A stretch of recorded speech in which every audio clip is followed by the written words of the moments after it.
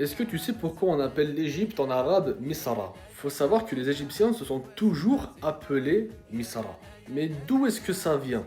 Misra est composé de Mis et de Ra.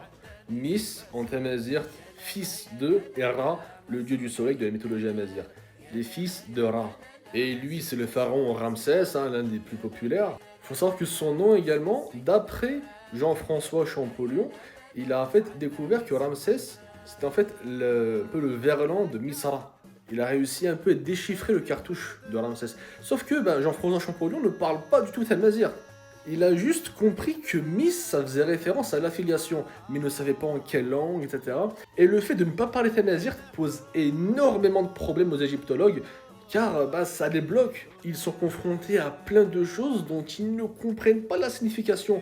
Or, il y a Jason Silvestri, un autre historien d'aujourd'hui, et monsieur d'ailleurs sur Instagram, c'est trop bien, qui propose tout simplement de faire le parallèle entre l'égyptologie et la berbérologie, car c'est intimement lié. Donc Ramsès, c'est le verlan de Misra, donc fils de Ra, le fils du dieu du soleil Ra. J'explique tout ça dans ma dernière vidéo YouTube, elle est fascinante, je vous explique pourquoi. Est-ce que, Inaël, on serait pas en 2976, mais plutôt en 5176.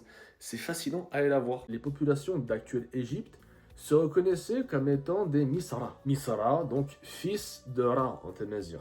Mis, fils de, et Ra, le dieu du soleil de la mythologie amazigh. Et en langue arabe également, l'Égypte s'appelle Misra. Et les populations d'Égypte vénéraient également le même culte du bélier que leurs frères de l'Ouest. Et maintenant, pour vous expliquer pourquoi il faut revoir le calendrier amazigh, je dois vous parler d'énormément de choses, notamment de l'Égypte antique, l'Égypte pharaonique. On va parler de la Torah, on va parler de plein de choses qui vont vraiment justifier le fait qu'il faut revoir le point de départ de notre calendrier.